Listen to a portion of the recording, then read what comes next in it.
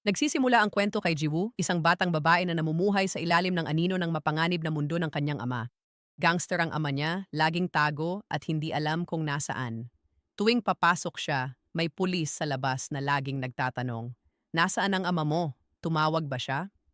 Hindi siya pinapansin ni Jiwoo, pero sinusundan pa rin siya nito hanggang paaralan.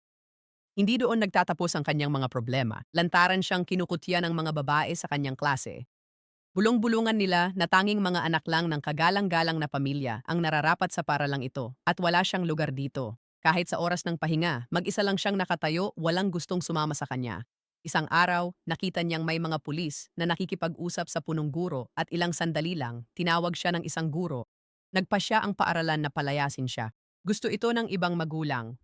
Ayaw nilang mag-aral ang kanilang anak kasama ang anak ng gangster. Paglabas ng opisina, nakatanggap siya ng birthday message mula sa kanyang ama gamit ang hindi kilalang numero. Pagbalik niya sa klase, sinimulan na naman siyang pahirapan ng parehong mga babae. Kinukutya siya nila, "Tingnan mo, nakalimutan ng tatay mo ang pakete ng paninda niya dito." Pumutok na si Jiwoo. Ibinato niya ang pakete sa mukha ng isang babae at nagkaroon ng gulo. Natalo ni Jiwoo ang tatlo sa kanila. "Anak ako ng gangster," malamig niyang sabi. Dumating ang guro na nagmamadali. Inalis ni Jiwoo ang kanyang school badge, iniabot ito at inihayag na siya ay aalis na. Sa labas, dala ng galit, sinimulan niyang basagin ang kotse ng pulis at tumakbo palayo. Hinabol siya ng pulis habang sumisigaw, "Tumigil ka dyan!" Pero nakatakas si Jiwoo papunta sa tabing ilog, ang lugar na madalas nilang puntahan ng kanyang ama. Kinagabihan pag uwi niya, muli siyang kinutya ng pulis.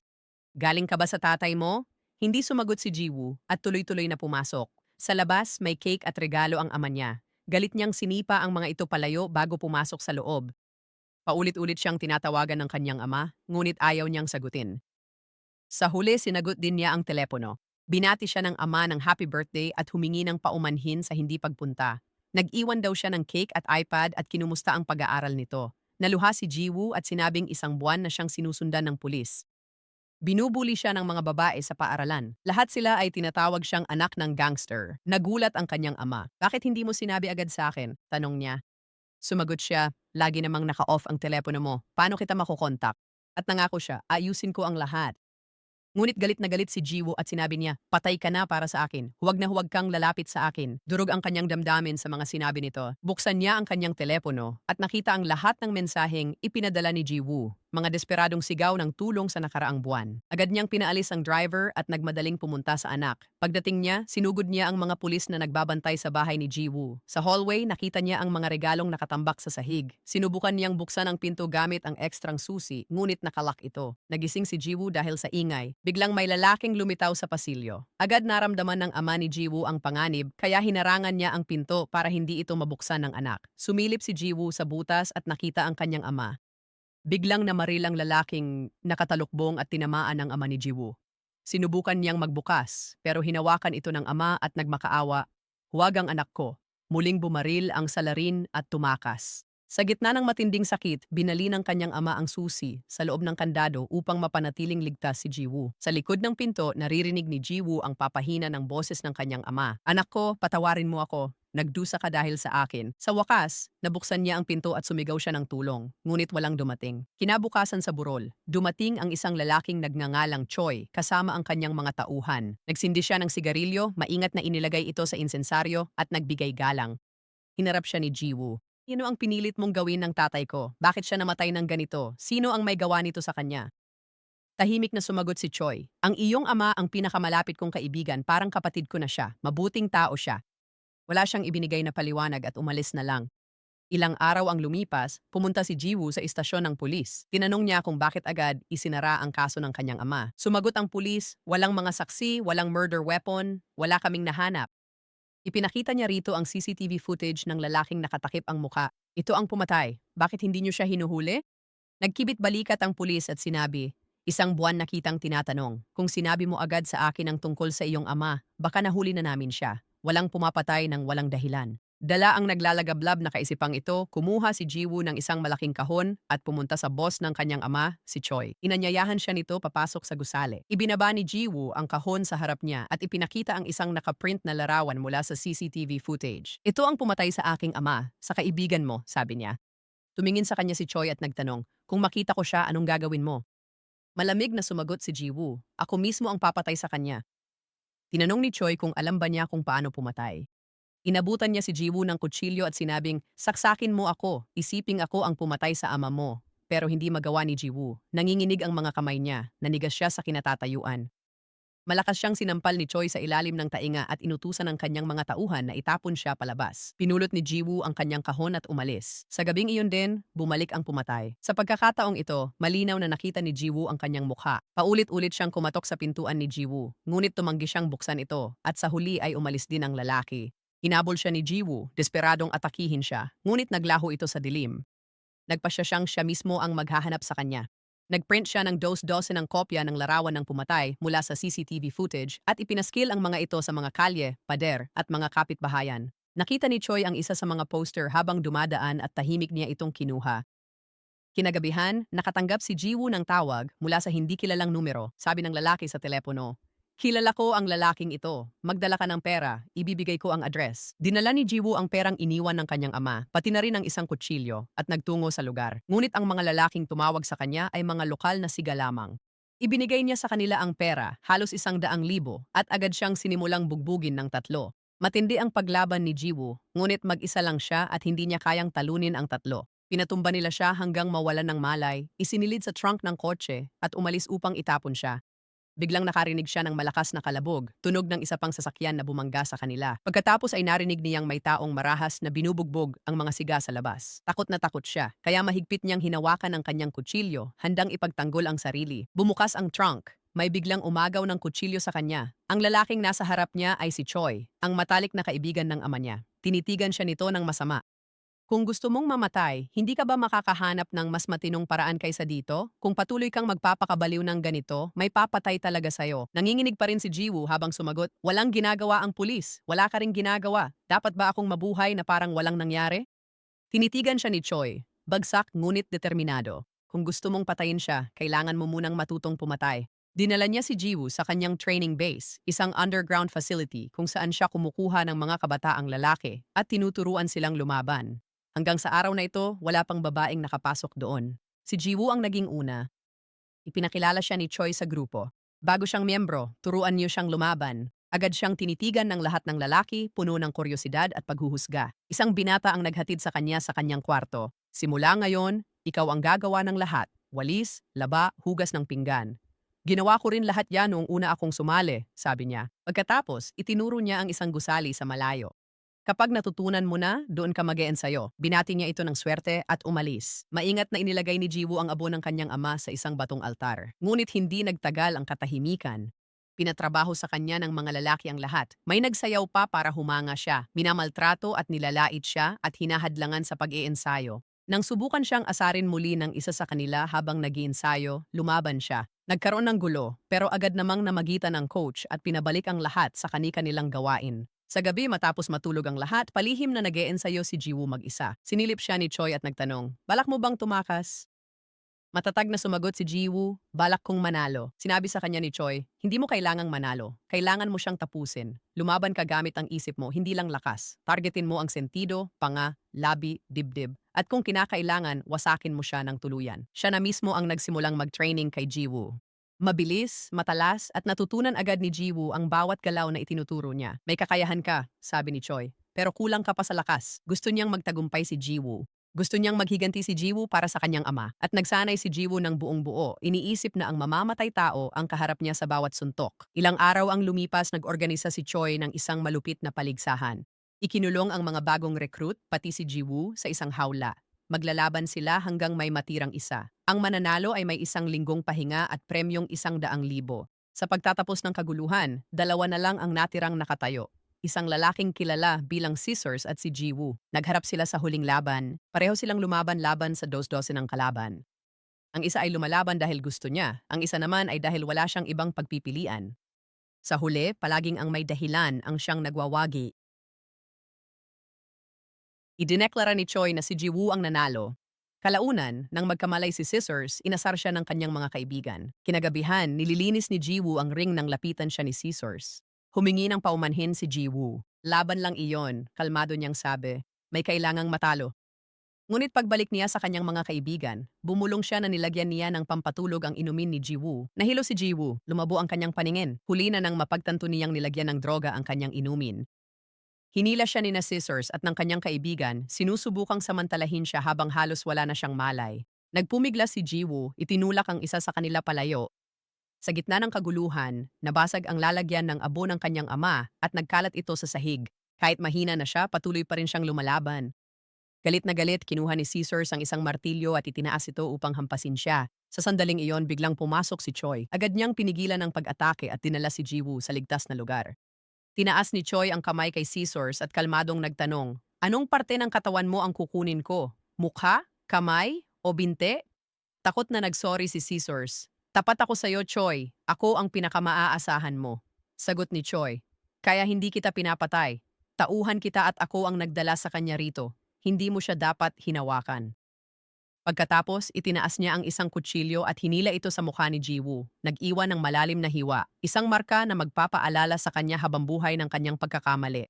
Nang magkamalay si Jiwoo, ang unan niyang ginawa ay tipunin ang abo ng kanyang ama sa isang kahon. Bumigay siya at nanginig sa tindi ng dalamhati. Lumapit sa kanya si Taeju, ang pinagkakatiwalaang tao ni Choi. "Kung gusto mong umiyak, dapat kang umalis dito," sabi niya. "Kilala ko ng mabuti ang iyong ama.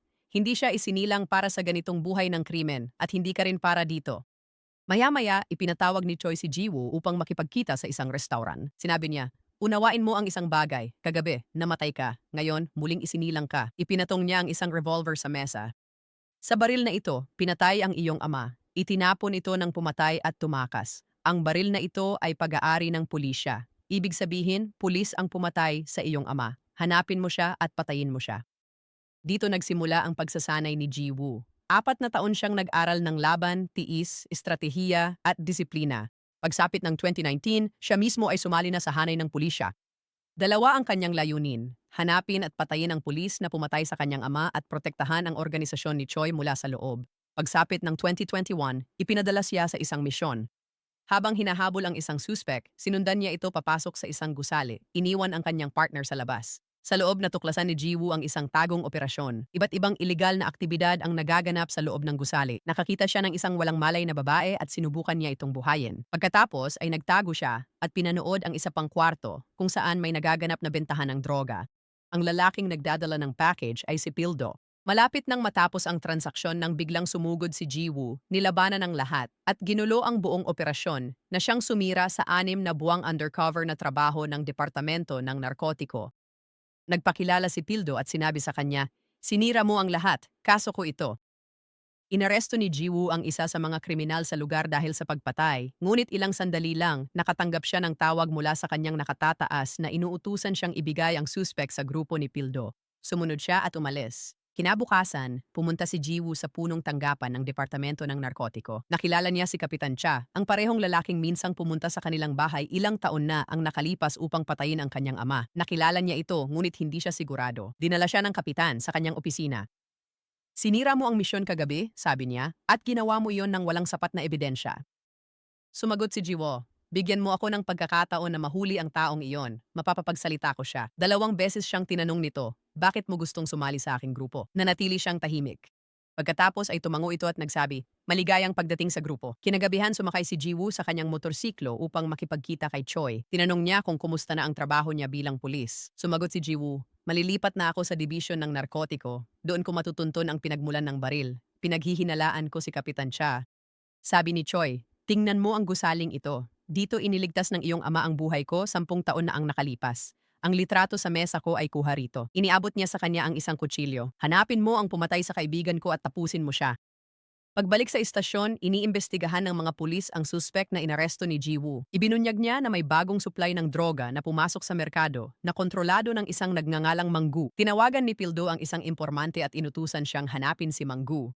Kasabay nito, nakita ni Pildo si Jiwoo sa hallway at nagtanong, "Anong ginagawa mo rito?" Sumagot siya, "Na-transfer na ako." Dumating ang kapitan at ipinakita sa kanya ang kanyang mesa. Pagkatapos ay sinabi niya kay Pildo, "Simulan ngayon, siya ang magiging kasama mo." Malinaw na hindi gusto ni Pildo ang ideya, ngunit hindi niya maaaring tanggihan ang utos ng kapitan. In-update niya ang kapitan tungkol kay Manggu. Sabi ng kapitan, isama mo siya. Hindi masaya ang mga bagong kasamahan ni Jiwoo.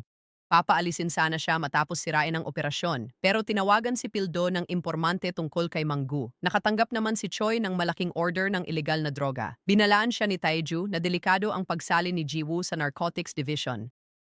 Kailangan ko siyang bantayan, sabi ni Taeju. At kapag nagkamali siya kahit isang beses, ako mismo ang mag-aalis sa kanya. Sa kabilang bahagi ng lungsod, dinala ni Pildo si Jiwoo sa isang underground parking lot. Inutusan niya ito, pumasok ka sa loob at hulihin si Manggu. Pagpasok ni Jiwoo, sinubukan siyang harangin ng isang guwardya, ngunit agad niya itong pinabagsak. Simple lang ang plano ni Pildo. Kung mabigo si Jiwoo, matatanggal siya sa unit, o kung makatakas si Manggu, siya mismo ang huhuli rito sa labas. Ngunit mas magaling si Jiwoo kaysa sa inaasahan niya. Dahil sa mga taon ng matinding pagsasanay, naging malakas, mabilis at eksakto siya. Lumipas ang oras.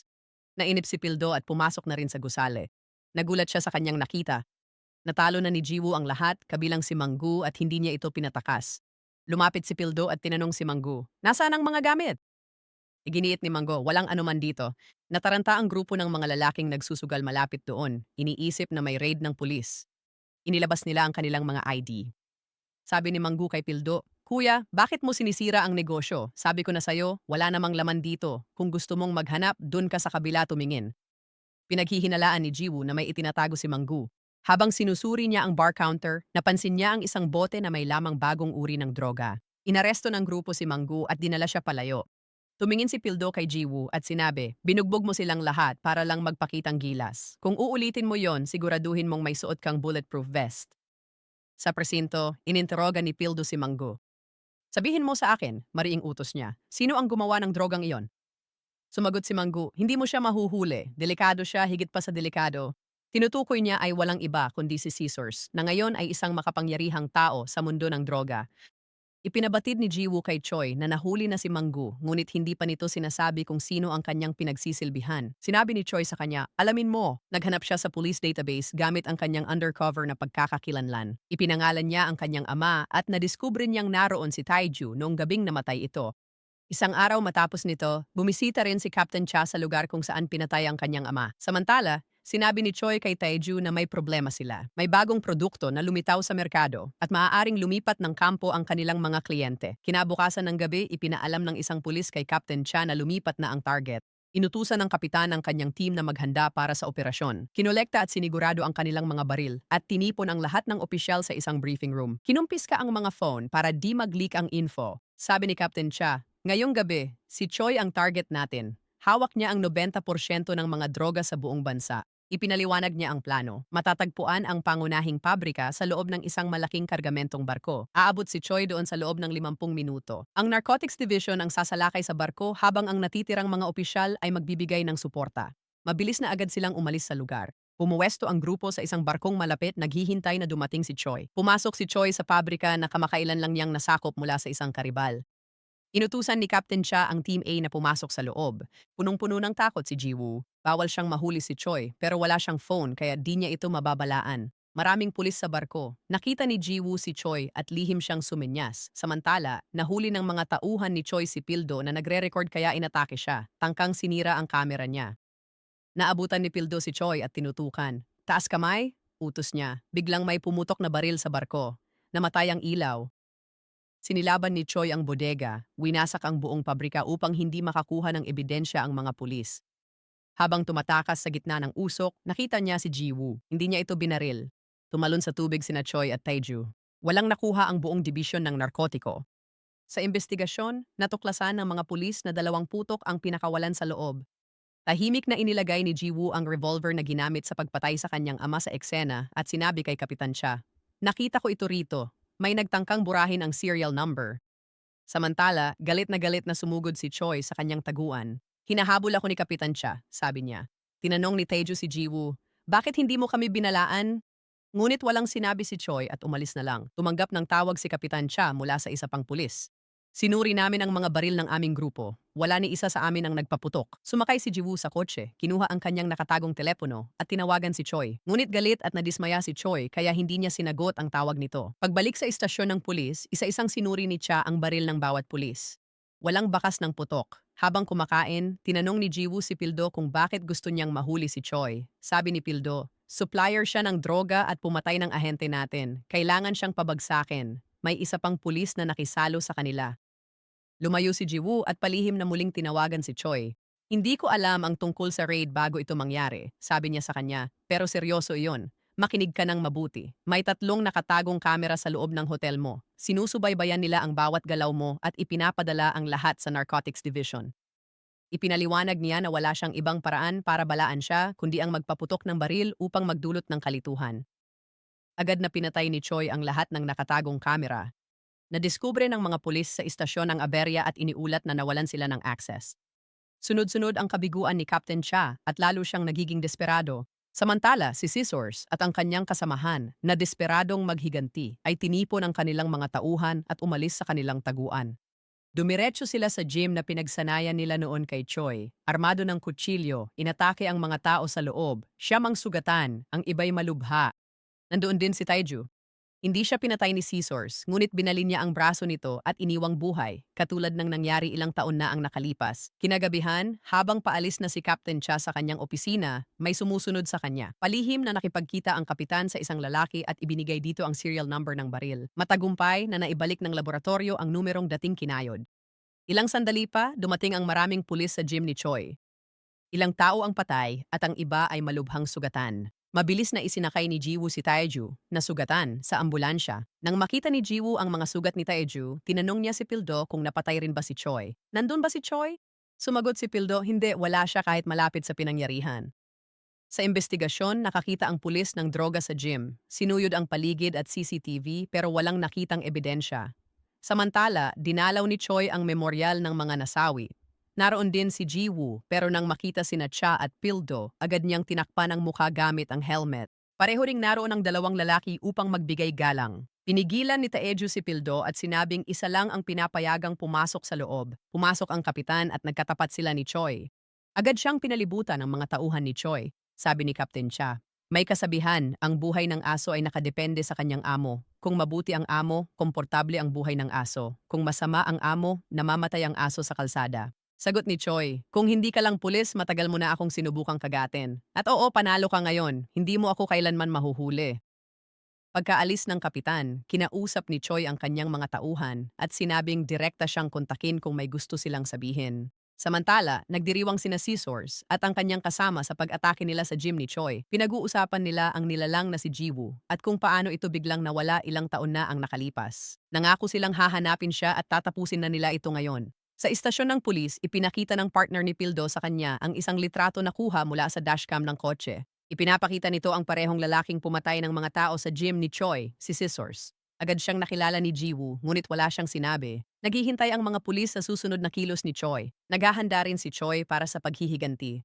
Alam niyang kung hindi siya kikilos, magwawatak-watak ang kanyang grupo. Sabi ni Kapitan Cha, palayain si Mangu. Tingnan natin kung ano ang gagawin ni Choi pagkatapos. Tumutol si Jiwoo. Kapag nagbanggaan ang 2 gang, maraming mamamatay. Malamig na sumagot si Kapitan Cha. Kung masamang tao ang mamamatay, wala namang kaso iyon. Palihim na nagbabala si Jiwoo kay Choi sa pamamagitan ng text. Papalayain si Mango. Ito ay isang bitag. Tinawagan niya si Taeju at sinabihan itong agad ipatawag ang lahat ng miyembro ng gang. Akala ng kapitan ako ang tanga, sabi niya, pero siya talaga iyon. Sinabi ni Kapitan Cha sa kanyang team na may magandang balita. Isa sa mga tao nila ay sasama na sa atin. Kapag nangyari iyon, magigiba ang grupo ni Choi mula sa loob. Agad na nagpadala si Jiwoo ng isa pang mensahe kay Choi at sumakay sa kanyang motorsiklo. Samantala, pauwi na si Taeju mula sa isang meeting kasama ang kliyente. May sobre sa loob ng kanyang sasakyan na naglalaman ng mga tableta at isang maliit na simbolo ng hagdan. Hindi niya alam na sinadya itong ilagay doon para idiin siya. Dumating si Jiwoo sa lugar kung saan nanonood ang kapitan. Napatingin ang kanyang mga mata sa isang gusali sa kabila ng kalsada. May isang tao na kumukuha ng mga litrato mula sa malayo. Pumunta siya sa gusali upang imbestigahan. Saktong dumating si Taeju at nanatiling nakaupo sa kanyang sasakyan nang hindi bumababa. Umakyat si Jiwoo sa gusali sa tapat para makita kung sino ang kumukuha ng litrato sa kapitan at kung sino ang kamiting nito. Biglang lumitaw si Pildo. Nang makita niya ito, sinubukan niyang tumakas. Matapos ang maikling sagupaan, nakatakas siya. Habang dumadaan muli sa kapitan, nakita niyang papalapit si Taeju dito na nagpapatunay na patibong pala ng kapitan iyon upang matukoy ang traidor sa kanyang grupo. Ipinakita ni Pildo ang mga litrato kay Kapitan Cha kalaunan. Napagpasyahan ng kapitan, may isa sa atin na tapat kay Choi. Simula nang dumating siya, palaging pumapalpak ang mga operasyon natin. Pinaghihinalaan ko si Jiwoo. Pag-uwi, binalita ni Jiwoo kay Choi na nandoon si Taeju. Maya-maya, dumating si Taeju at sinabing maayos ang pagkikita sa kliyente. Pero hindi na nagtiwala si Choi at pinaalis ito. Sabi sa liham mula sa kotse ni Taeju. Pumunta sa address na ito para mahanap si Scissors. Patibong ito ni Kapitan Cha na ipinadala via delivery service kunwari ay mula sa grupo ni Choi. Kinabukasan, inimbestigahan ni Jiwoo ang revolver. Nakuha niya ang serial number nito pero hindi ang may-ari. Sa huli, natukoy na niya ang pangalan ng opisyal. Tinanong niya si Kapitan Song, sino si Jiangsu, sa kanya inisyu ang baril. Hawak pa rin niya ang kamay sa patalim na ibinigay ni Choi, handang patayin si Cha kung aksidente nitong angkinin ang baril bilang kanya. Sabi ni Cha, kasama ko si Jiangsu sa aking team. Namatay siya sa unang linggo pa lang ng pagsalin niya, pinatay siya ni Choi. Nayanig si Jiwoo. Ngayon si Choi na ang tinuturo ng mga ebidensya. Hinarap niya si Choi at diretsahang tinanong tungkol kay Jiangsu. Itinanggi ni Choi ang lahat. Sinungaling ang kapitan, sabi niya, wag mo siyang paniwalaan kailanman. Pagbalik sa istasyon, inanyayahan siya ni Pildo na maghapunan. Tumanggi siya, sabay-sabing may trabaho pa siya. Palihim siyang sinundan ni Pildo. Nagpunta siya sa iba't ibang lugar, nagtatanong tungkol kina Scissors at Mangu. Pagkatapos pumasok siya sa basement ng isang gusali. Tahimik na sumakay si Pildo sa kotse niya at umupo sa upuan ng driver. Tiningnan niya si Jiwoo at nagtanong, anong ginagawa mo rito? Sumagot si Jiwoo, naghahanap ako ng impormasyon tungkol kina Mangu at Scissors. Bigla nilang nakita si Mangu malapit doon. Sabi ni Pildo, sasama ako sa'yo. Sinimulan nilang sundan ang kotse ni Mangu. Samantala, papunta si Choi sa paborito niyang restaurant para maghapunan. Nagmaneho si Mango papunta sa direksyon ng isang abandonadong pabrika. Nagpark sina Jiwoo at Pildo sa likod nito, tumalon sa pader, at tahimik na pumasok. Dati itong planta ng paggawa ng kotse, nagtago sila at nagmasid mula sa malayo. Dumating si Scissors makalipas ang ilang sandali. Nakipagkita siya kay Mango sa pabrika at iniabot ang bagong droga. Kinuha ito ni Mango at umalis. Kasabay nito, naghinala na si Choi sa restaurant. Dahil sa panganib, pinalabas niya ang may-ari para bumili ng sigarilyo upang maprotektahan ito. Umalis ang may-ari at nilabanan ni Choi ang mga papatay sa kanya. Sa pabrika, napansin ni Scissors sina Jiwoo at Pildo na nakamasid. Pinatapos niya sila sa kanyang mga tauhan. Lumaban sina Jiwoo at Pildo at nagpabagsak ng mga kalaban. Samantala, nakikipaglaban pa rin si Choi sa mga killer sa restaurant. Sa gitna nito, nasaksak siya ng isa sa mga lalaki. Sa loob ng pabrika, natalo ni na Scissors ang lakas ni na Jiwoo at Pildo. Nahuli sila at kinaladkad sa harap ni Scissors. Ngumiti siya nang makita si Jiwoo. Matagal nang namumuo ang kanilang alitan. Matagal na tayong hindi nagkita, sabi niya sa kanya. Nagkita rin tayo. Malamig at galit niyang sabi kay Jiwoo. Pinahagis niya sina Jiwoo at Pildo sa sasakyan. Habang nakatali, binuksan ng mga lalaki ang hydraulic press para durugin sila. Pilit na nagpupumiglas sina Jiwoo at Pildo upang makalaya, ngunit wala talagang gumagana. Sinaksak niya ito, tapos agad na tumawag sa isa sa kanyang mga tauhan at nagtanong, patay na ba si Choi? Pero si Choi mismo ang sumagot sa telepono at sinabi, patay na ang lahat ng mga tauhan mo. Pinadalhan siya ni Scissors ng litrato ni Jiwoo at nagbanta, dali, iligtas mo siya, kung hindi, bangkay na lang ang aabutan mo. Habang bumababa ang press at nagsisimulang umungol ang bakal, biglang binangga ni Choi ang panel ng kuryente ng pabrika gamit ang kanyang kotse. Sumabog ang mga tilamsik ng kuryente. Naputol ang kuryente. Huminto ang press. Lumabas si Jiwoo mula sa kotse kasabay ng pag-alingawngaw ng mga sirena ng pulis sa malayo. Tumakas si Choi sa dilim ng gabi. Iniligtas ng pulis si Jiwoo at Pildo. Bumagsak si Jiwoo. Nasaksak ang kanyang binte at nawalan siya ng malay dahil sa labis na pagdurugo. Nagkita sina Taeju at Choi kalaunan at nagtanong si Taeju, bakit hindi mo ako isinama? Sinakal ni Choi si Taeju? Maari ba kitang pagkatiwalaan? Hindi makasagot si Taeju. Sa ospital, galit na galit si Captain Cha kay Pildo dahil kumilos ito ng walang utos. Patuloy na tinatanong ni Pildo si Jiwoo tungkol kay Scissors. Samantala, nahuli ni Taeju si Mangu, ibinitin siya patiwarik at inusisa tungkol kay Scissors. Sinabi ni Mangu na hindi niya alam ang kinaroroonan. Iniinteroga rin ng pulisya ang iba pa, binubugbog sila, hinihinga ng sagot, ngunit wala ni isa ang nakakaalam kung saan nagtatago si Scissors. Bumalik si Taeju kay Choi at sinabi, pasensya na boss, hindi ko sila nahanap. Sumagot si Choi, hayaan mo na, ipaghahanda kita ng maayos na pagkain. Si Jiwoo na nagpapagaling pa ay binabangungot sa ospital. Maingat siyang ginising ni Pildo. Hindi ko alam kung sino ang hinahabol mo, sabi niya, pero kung sino man yon tutulungan kita. Binigyan niya ito ng malinis na damit at isinama sa pananghalian kasama ang kanyang grupo. Habang kumakain sila, palihim na kinunan ni Taeju ng litrato si Jiwoo at ipinadala ang larawan kay Choi. Ibinigay ni Choi ang pasaporte ni Jiwoo sa kanyang abogado. Anak siya ng kaibigan ko, sabi niya. Ipabook mo siya ng flight, ayusin mo ang tutuluyan niya, kailangan niyang umalis ng bansa. Tinawagan ni Choi si Jiwoo at ipinaalam na ayos na ang lahat ng kailangan, ngunit tumanggi si Jiwoo. Kapag nahuli si Scissors, babala ni Choi, ibubunyag niya ang lahat. Sumagot si Jiwoo, ako na ang bahala sa kanya. Sa istasyon, hiningi ni Captain Cha ang huling 3 buwang tala ng tawag ni Jiwoo. Pagbalik niya sa trabaho, sinabi ng isang kasamahan na kumuha siya ng baril. Gusto ni Captain Cha na armado siya hanggang matapos ang kaso. Biglang lumitaw ang parehong inspektor na dating nagbantay sa bahay ng pagkabata ni Jiwoo. Matagal na rin, bati niya ng may init. Tinanong ng kapitan kung paano niya kilala si Jiwoo. Magkasama kami noon sa Anti-Violence Division, pagsisinungaling ng inspektor. Sa labas, hinarap siya ni Jiwoo. Bakit ka nagsinungaling? Mahinang bulong niya. May ibibigay akong tip. Muling binuksan ni Captain Cha ang kaso ng tatay mo. Inaresto niya ang tatay mo, pero hindi siya ang pumatay dito. Kinagabihan, pumunta ang inspektor upang makipagkita kay Choi. Anong laro ang ginagawa mo sa batang yon? Tanong niya. Sagot ni Choi, desisyon niya yon. Humingi ng pera ang inspektor kapalit ng kanyang pananahimik. Pinatay siya ni Choi. Sa mundong ito, dapat patahimikin ang mga banta. Pumunta si Jiwoo sa taguan ni Manggu at nahanap siya. Binantaan niya si Manggu tungkol sa pakikipagsabuatan kay Scissors sa gym. Nagsumamo si Manggu at nagbigay ng impormasyon. Agad niyang binalitaan si Choi na aalis na ng bansa ang target. Tinawagan ni Scissors si Captain Cha. Tutulungan kitang mahuli si Choi pero kapalit nito, hayaan mo akong makaalis pagkatapos. Sinabi ito ni Choi kay Taeju. Nataranta si Taeju. Kapag may sinabi siya sa kanila, tapos na tayo. Sagot ni Choi, pinagkakatiwalaan ko siya. Sinabi niya kay Taeju, dito ka lang. Kung may mangyari sa akin, may kailangang pumalit. Pumunta si Scissors sa lugar ng tagpuan kasama ang kanyang mga tauhan. Nakatago na ang mga pulis sa paligid.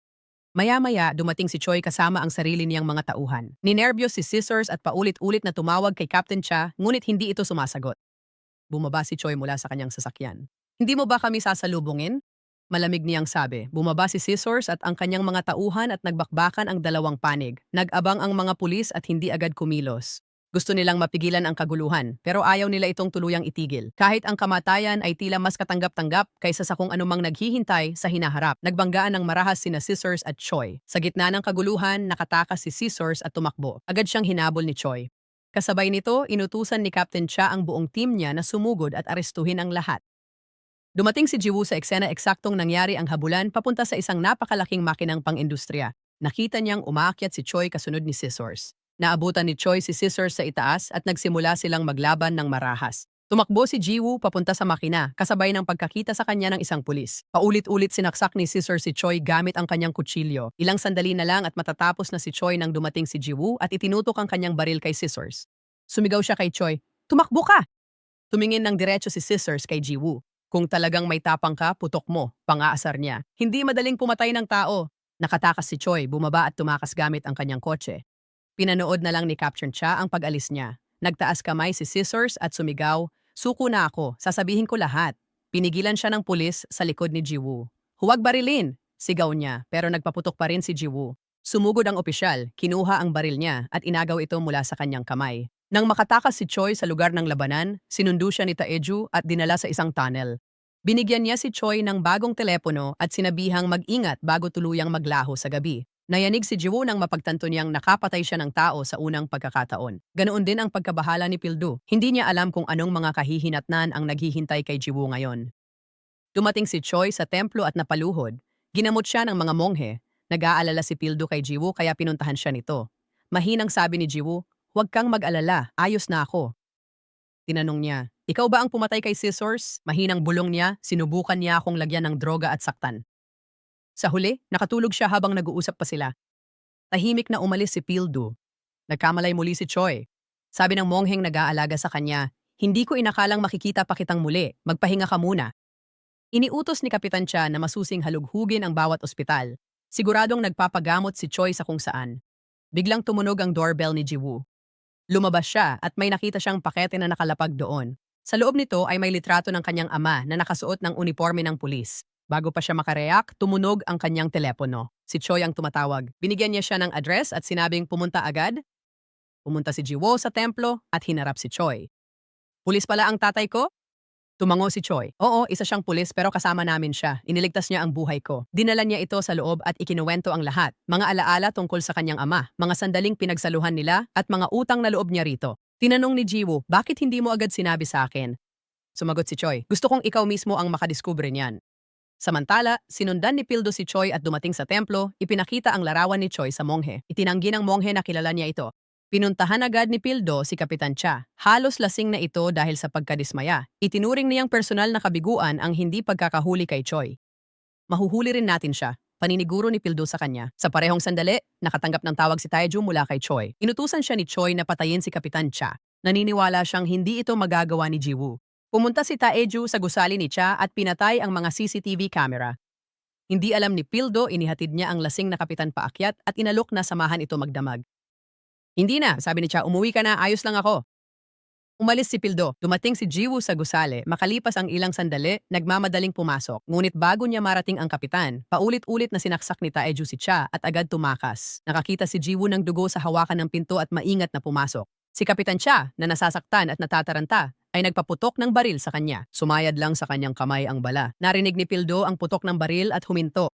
Hindi pumunta si Jiwoo para patayin si Cha. Gusto niyang makakuha ng mga sagot. Paano talaga namatay ang tatay ko? Tanong niya.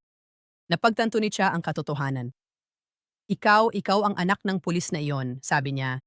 Hindi kasapi ng grupo ni Choi ang iyong ama. Isa siyang tunay na pulis. Bakit ka nagtatrabaho para kay Choi? Delikado siya. Dumating ang mga pulis. Inabot ni Kapitan Cha kay Jiwoo ang isang bag at sinabihan siyang tumakbo. Tumalon siya palabas ng bintana at tumakas. Pagbalik niya sa kanyang sasakyan, binuksan niya ang bag. Sa loob nito ay may koleksyon ng mga ebidensya laban kay Choi. Isang bagay ang namukod-tangi, ang lighter na laging dala ni Choi. May nakatagong tracker ito. Ibinigay ito ng ama ni Jiwoo sa kanya. Nang matuklasan ito ni Choi, nagwala siya sa matinding galit. May laman ding mga liham ang bag na isinulat ng ama ni Jiwoo para kay Kapitan Cha, mga liham na nagpapaliwanag na makikipagkita siya sa kanyang anak noong gabing siya ay namatay. Tinawagan ni Taeju si Choi habang nagmamaneho noong gabing iyon. Si Choi mismo ang pumunta at siya ang bumaril sa ama ni Jiwoo. Sa loob ng bag ay may isa pang liham. Isang sulat na isinulat ng kanyang ama para sa kanya. Biglang dumating ang mga pulis at paramedic at nilusob ang lugar. Tumakbo si Jiwoo bago siya makita ng kahit sino. Nakasulat sa liham, palagi kitang gustong protektahan. Kung maging mahirap ang buhay, kung sakaling maligaw ka ng landas, gusto kong sabihin mo sa akin, pakiusap. Huwag mong itago sa akin ang iyong sakit. Kung umibig ka balang araw, mag-aalala ako kung anong klaseng lalaki siya. Gusto kong makita ang paglaki ng iyong mga anak, pero maaaring manatili na lang na pangarap ang mga pangarap kong ito. Kung wala na ako bukas, kailangan mo pa ring mamuhay ng masaya. Mamuhay ka ng mabuti. Mahal kita, G. Humagulgol si Jiwoo. Naalala niya ang tanong ni Choi. Bakit mahalaga ang paghihiganti? Naalala niya ang baril, ang mga panlilinlang, na pulis ang pumatay, at ang pagtulak sa kanyang pumatay. Naalala niya ang kutsilyong ibinigay nito sa kanya at ang pagpupumilit na gamitin niya ito para ipaghiganti ang kanyang ama. Nang mapagtanto kung ilang beses siyang ginamit ni Choi, lumabas si Jiwoo ng kanyang sasakyan at umiyak. Labis na nabibigatan sa pagkakanulo. Tinakpan ni Jiwoo ang sugat sa kanyang mukha gamit ang makeup at pumunta sa ospital. Tinanong niya si Pildo tungkol sa kalagayan ni Captain Cha. Sabi ni Pildo, kagabi, nagalit siya. Inihatid ko siya pa uwi pero may umatake sa kanya pagkatapos. Sa tingin ko si Choi ang may pakana. Dumating ang isang doktor at sinabi na naging matagumpay ang operasyon. Nabuhay ang kapitan. Tinawagan ni Taeju si Choi at ipinaalam sa kanya na buhay pa si Captain Cha. Alam ni Choi na kapag gumaling ang kapitan, maaaring mabunyag ang lahat. Kinabukasan ng umaga, nakatanggap ng tawag si Choi mula kay Jiwoo. Binalaan niya ito, hinanap ka ng pulis, hindi ligtas lumabas. Ngunit binaliwala ni Choi ang babala at naghanda siyang umalis. Paglabas ni Jiwoo ng kanyang bahay, inatake siya ng 3 lalaki, kinaladkad siya sa banyo at tinangkang patayin, ngunit matindi siyang lumaban at napatay ang 3. Lumabas si Taeju at sinabi, bilang anak ng aming traidor, dumating ka sa amin na sumisigaw na kami ang pumatay sa iyong ama. Tinitigan siya ni Jiwoo, pinatay niyo ang aking ama. Sumagot si Taeju, si Choi mismo ang pumapatay sa mga traidor. Pinakikinggan niya ang huling hininga nila. Nag-away sina Jiwoo at Taeju, mabilis, marahas at pantay ang laban. Ngunit sa huli napatay siya ni Jiwoo. Habang namamatay siya, bumulong si Taeju. Naging halimaw ka na rin, katulad ni Choi. Sa istasyon ng pulis, iniulat ng isang opisyal ang kinaroroonan ni Choi. Ngunit bago pa makakilos ang kahit sino, pumasok mismo si Choi sa istasyon at sumuko. Agad na tinawagan ni Pildo si Jiwoo at sinabing pumunta siya sa istasyon. Diretsahang tinanong ni Pildo si Choi, ikaw ba ang gumawa ng mga pagpatay na ito? Kalma lang na sumagot si Choi. Dalawang klase lang ng tao sa mundong ito ang pumapatay at ang pinapatay. Pumatay ka o ikaw ang mapapatay. Sumagot si Pildo. Akala mo ikaw ang mamamatay tao? Nagkakamali ka. Ngumisi si Choi. Ngayon, tuturuan mo na ako kung ano ang tama at mali. Ilang sandali pa, dumating ang abogado ni Choi at pumasok si Jiwoo sa likuran niya. Lumapit siya kay Choi. Bakit ka sumuko? Sumagot si Choi. Gusto kong patunayan na inosente ako. Sabi ni Jiwoo, hindi ikaw ang pumatay kay Scissors. Hindi mo rin pinatay si Captain Cha. Nakita kong sinaksak ni Scissors ang sarili niyang tao. May kutsilyo rin kami na may mga fingerprint mo. Tapos na ang laro mo. Pagkatapos ay lumabas siya ng silid. Ilang sandali pa, dumating ang isang opisyal mula sa ibang departamento at iniabot kay Pildo ang mga tala ng tawag na hiniling ni Captain Cha. Pumunta si Jiwoo sa evidence room at humingi ng lahat ng ebidensyang may kaugnayan sa pagpatay kay Scissors. Kinuha niya ang isang kutsilyo na pagmamay-ari ni Choi. Sabi ng opisyal sa kanya, ibalik mo ito bago mag 6 o'clock. Talabas, tinawagan ni Jiwoo si Choi at sinabi, tinanggal ko na lahat ng ebidensya. Kasabay nito, nire-review ni Pildo ang mga tala ng tawag niya. Nakita niyang paulit-ulit na tinawagan ni Jiwoo si Choi. Pagkatapos, ipinakita ng kanyang partner ang CCTV footage mula sa likod bahay ng kapitan noong gabing may nasaksak. Napagtanto nilang sangkot si Jiwoo. Nagmadali silang lumabas ng istasyon para pigilan siya. May isang anunsyo na ginawa. Hindi dapat payagang makalabas ng gusali si Jiwoo. Alam ni Jiwoo ang panganib, kaya't sumakay siya sa kanyang motorsiklo at dumaan sa istasyon ng buong bilis. Lumabas sina Choi at ang kanyang abogado. Sabi ng abogado, walang saysay na pigilan ang kliyente ko. Wala kayong ebidensya. Ang pagtataksil ni Jiwoo ay lubos na ikinagalit ng buong team ng pulisya. May ilang opisyal na kumbinsidong siya ang pumatay sa kapitan. Wasak ang loob ni Pildo. Naniniwala siya sa kanya. Habang umaalis, tinanong ng abogado si Choi, bakit ka sumuko? Wala ka namang pakialam kung mahuli ka. Sumagot si Choi, kailangan kong subukin si Jiwoo. Hindi ko siya kayang patayin agad-agad. Sabi ng abogado, hindi siya natakot na isugal ang lahat. Bakit siya magiging tapat sa'yo? Ngumiti si Choi. Dahil ako si Choi, manipulasyon ang ginagawa ko. Sa kalsada, huminto si Jiwoo sa kanyang motorsiklo at itinapon ang kutsilyong may fingerprint ni Choi sa dagat. Samantala, nalaman ni Choi ang pagkamatay ni Taeju at pumunta siya sa gym para makita ang bangkay nito. Pinatay siya gamit ang parehong kutsilyong minsang ibinigay ni Choi kay Jiwoo. Napagtanto ni Choi ang katotohanan. Hindi niya kayang patayin si Choi sa presinto, kaya si Taeju ang pinatay niya. May lalaking nasa likod niya ang nagsabi, tara, hulihin natin siya. Sumagot si Choi, hintayin mo, siya mismo ang lalapit sa akin. Ako ang layunin niya. Bumalik si Choi sa bahay at sinunog ang litrato ng bahay na minsan niyang pinangarap na ibigay kay Jiwoo. Habang iniimbestigahan ni Pildo ang bahay ni Captain Cha, tumawag ang kanyang partner. Wala si Jiwoo sa sistema, sabi niya. Pinrotektahan ni Choi ang pagkakakilanlan niya. Pumunta sila sa bahay ni Jiwoo. Wasak na ito, sinira at binandalismo mula itaas hanggang ibaba. Pagkatapos, habang papunta siya sa bahay ni Choi, sumakay si Jiwoo papunta sa bahay ni Choi. Ngunit sa daan, nagkasalubong sila ni Pildo. Sa sandaling makita niya ito, tumakbo siya. Agad siyang hinabol ni Pildo. Mabilis na tumawid si Jiwoo sa isang bukas na parang sakay ng kanyang motorsiklo. Iniwan ni Pildo ang kanyang motorsiklo at hinabol siya ng naglalakad. Natisod at nadapa si Jiwoo. Naabutan siya ni Pildo, tinutukan siya ng baril at posas siya. Tama na, sabi niya, huwag mo na akong subukan. Inaresto niya ito at dinala sa presinto. Ang mga pulis doon, nagalit at puno ng hinala, ay tinitigan siya ng may pagkapuot. Tinanong ni Choi ang kanyang abogado kung paano siya mapapalaya.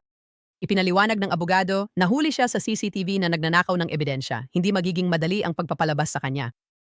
Sa loob ng presinto, hinarap siya ni Pildo. Bakit mo inatake ang kapitan?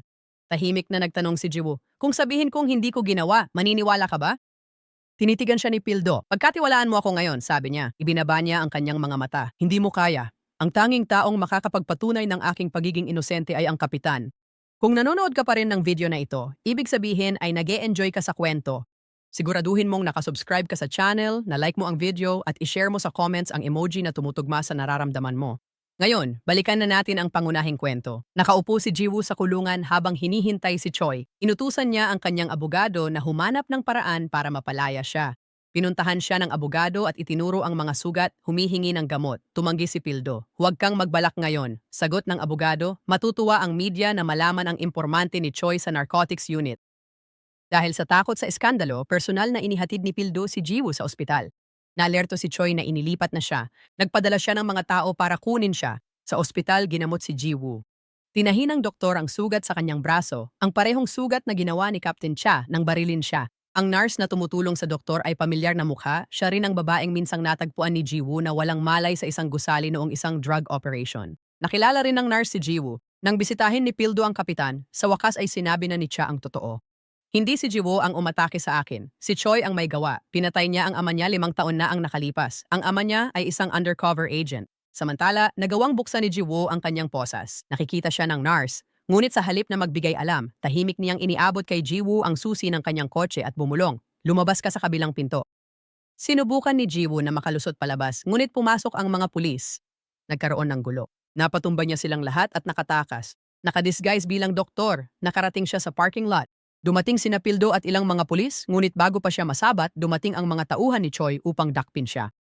Nilabanan ni Jiwo at Pildo ang mga tauhan, ninakaw ang isang kotse at mabilis na tumakas. Hinabol sila ng mga tauhan, ngunit sa huli ay nakatakas at nakalayo sina Jiwo at Pildo. Tinawagan nila si Choi upang kumpirmahing nakaligtas sila. Lumalim ang gabi. Huminto si Pildo malapit sa isang bahay sa tabing dagat. Inalis niya ang posas ni Jiwo at dinala siya sa loob sa pribadong lugar ng kanyang kaibigan. Dumudugo ang braso ni Jiwo. Maingat na binandahan ito ni Pildo. Hindi mo kailangang lumaban mag-isa, sabi niya sa kanya. Lagi akong nasa tabi mo. Lalong lumalalim ang kanilang nararamdaman para sa isa't isa. Magkasama nilang natagpuan ang ginhawa sa presensya ng isa't isa.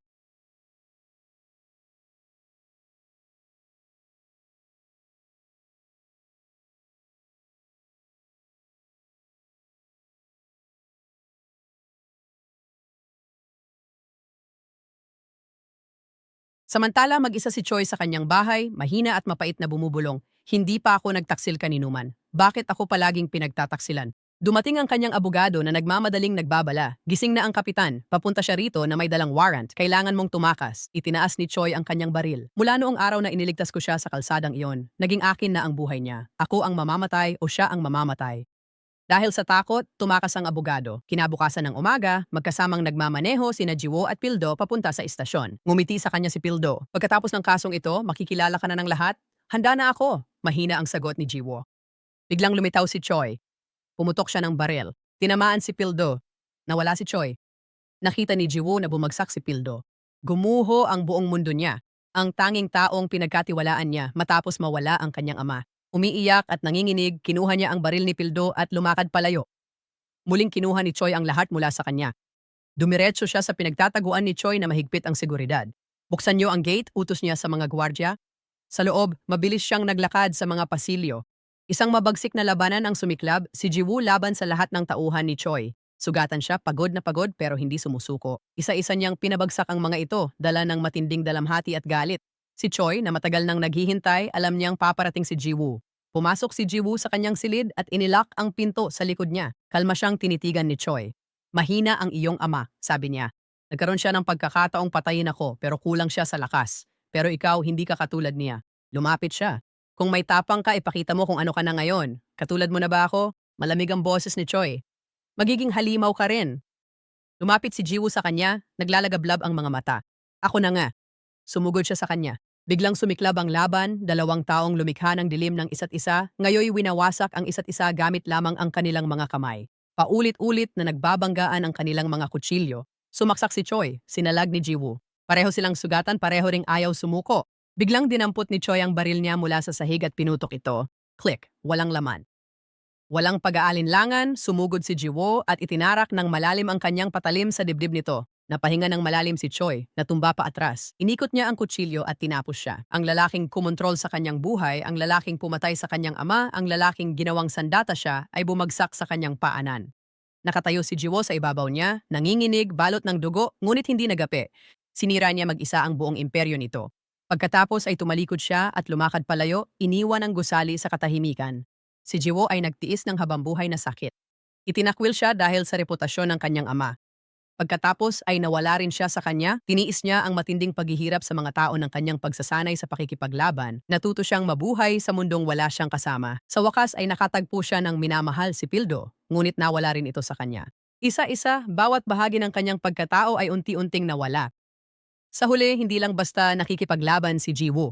Nabubuhay siya sa mundong matagal na siyang pinatay bago pa man siya naging halimaw. Maraming salamat sa panonood ng kwentong ito kasama ko.